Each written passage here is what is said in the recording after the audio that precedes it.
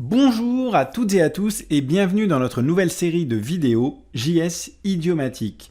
Dans cette série qui combine, comme à notre habitude, vidéos et articles, nous allons explorer ensemble comment écrire du JavaScript moderne, post-2015 pour ainsi dire, en utilisant le langage tel que ses mainteneurs l'ont prévu, en exploitant au mieux ses idiomes, c'est-à-dire en respectant les tournures et les approches qu'il a voulu favoriser.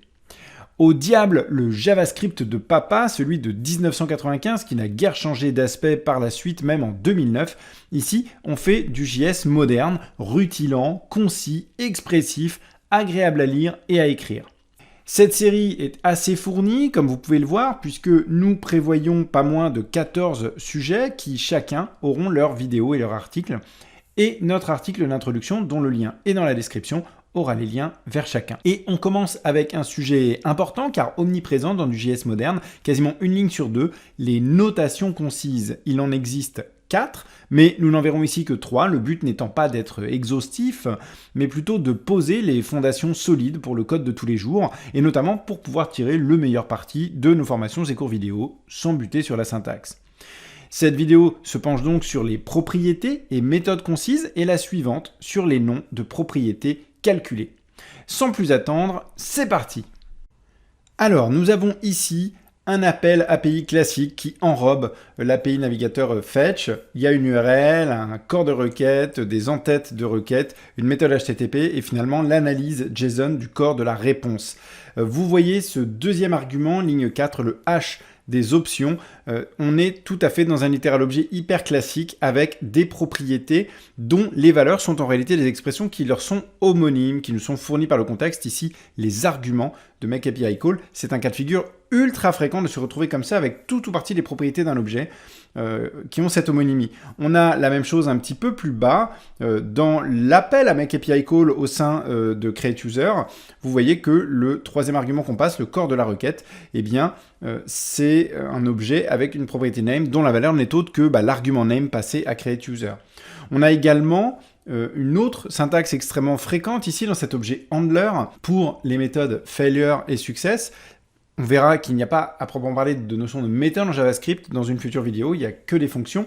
Mais en l'occurrence, c'est comme ça que traditionnellement on déclare des méthodes avec une clé et une valeur qui s'avère être une expression de fonction déclarée à la volée avec ce deux points function qui est assez déroutant pour les gens qui viennent d'autres langages parce que c'est pas du tout comme ça qu'on déclare des méthodes, ça ne ressemble pas à ça. Alors, comment est-ce qu'on va pouvoir simplifier ce code? Déjà, on peut vérifier qu'il fonctionne. Hop, la promesse s'exécute. Voilà, on a effectivement notre création qui est simulée. Et on va maintenant essayer de simplifier ça. Donc la première chose, ce sont ces propriétés avec leurs expressions de valeur totalement homonymes dans cet objet ici qui est passé à fetch en deuxième argument. Lorsqu'on a comme ça une propriété dont l'expression de valeur est strictement homonyme, on va pouvoir simplifier en ne mettant qu'une seule fois le nom. Pas de deux points, rien de tout ça. On tombe sur quelque chose de beaucoup plus concis mais qui reste totalement expressif. Et c'est vraiment une ligne sur deux. C'est tout le temps dans notre code qu'on va se retrouver avec des situations comme celle-là. On va pouvoir simplifier également un peu plus loin l'objet ici avec la propriété name. Donc ça, c'est la première chose. Ce sont les propriétés concises.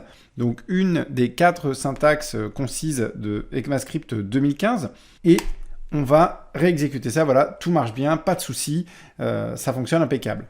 On va pouvoir simplifier également notre objet handler ici. Hop, en simplifiant considérablement pour utiliser ce qu'on appelle les méthodes concises. Les méthodes concises, c'est lorsque, comme ça, dans un littéral objet, eh bien, on va définir des propriétés qui s'avèrent être des fonctions. On va pouvoir utiliser une syntaxe qui est plus compacte, sans le deux points function, donc quelque chose qui ressemble déjà beaucoup plus à ce qu'on trouve dans les autres langages, et qui par ailleurs va même aller nous éviter d'éventuels problèmes à la marge, dans des cas un peu exotiques, où on aurait des fonctions comme ça déclarées à l'ancienne qui utiliseraient la chaîne de prototype, tout se passerait pas toujours comme on le voudrait, on n'a pas ce genre de cas à la marge un petit peu velu dans cette syntaxe-là, qui a aussi l'avantage d'être plus courte, et donc d'attirer finalement les développeurs et développeuses, simplement parce que par flemme, il y a moins de code à taper et ça va en plus dans le bon sens techniquement. Donc on a tout pour plaire.